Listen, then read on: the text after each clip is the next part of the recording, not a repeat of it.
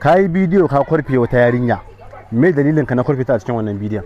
Shi wannan bidiyon da na yi, idan mutum zai kai shi adalci, zai bin adalci, ba na yi shi ne da cin zarafi ba.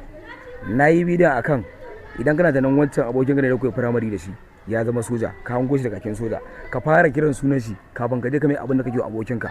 Ka gane? To aka san da aka samu ni ban kira sunanta ba, tunda a bidiyon na ce na yi ta nan kawata ce ta muka firamare ita, sai na felle ta. To kamata a lokacin kafin in felle ta in fara kiran sunanta in tabbatar da ita ce, sai in felle ta. Ni ina nuna mutane duniya cewa idan kai tunanin wancan abokinka ne ka fara kiran sunan nashi kafin ka felle shi. Ka san yau abokinka ko da shugaban kasa ya zama inda kun yi firamare da shi, zaka iya kiran sunansa ka ce wani dan gidan wani uwarka.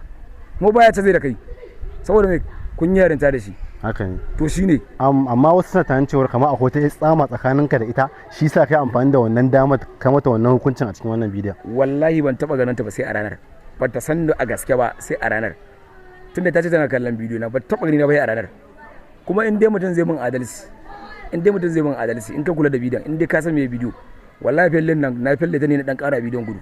Za ka kasa ta tashi, to wallahi a kasan takalmina irin gurin akwai yashi da na kurfo kasa kafin kurfe ta. So in za ku kula da ta fara yin gaba sanan na biyo ta baya. To kawai da yanda zan hada abin mutane su kalla shi yasa ne. Ka san zaka iya yin shekara 100 kana bidiyo ba uban da zai san ka. To sanadi wannan bidiyo akwai wanda bai san baban tinkiya ba. Sanadi wannan bidiyon ya san baban tinkiya ko ban na zama celebrity. To daga bisani an ce ma'aikata suna neman ka, da gaske ne sun neme ka, sun same ka ko ba su same ka ba? Idan ma'aikata suna nema na, in suka min DM ba sai sun zo inda nake ba, ni zan je da kaina da kafata. Idan ka dace ma'aikaci yana neman ka, so yake gyara mana kuskure da kai a rayuwarka. Kai kowane ma'aikaci ne ke nema na akan wani bidiyon, wallahi zan taka da kafata in je.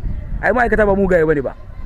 Ko ba haka ba, in aka ce ba wancan ma'aikaci ne ba yana yin aiki ne domin kasarsa, domin lafiyar kasarsa, domin me ya kasance in kasar ka ta gyaru za ka yi alfahari, in kasar ka ta lalace ku ne ku lalace. To shi yasa ba na so in ji ana ma zagin ma'aikata. Ko yau ma'aikaci aka ce yana neman akan bidiyon nan wallahi zan yi. To muna godiya. Da haka comment section don yanzu bidiyo ya zama naku. Me ra'ayinku akan wannan amsar da ya bayar da kuma wannan bidiyon nashi? Idan ka biyo ta yan comment ko sallah ba za ka yi ba wallahi.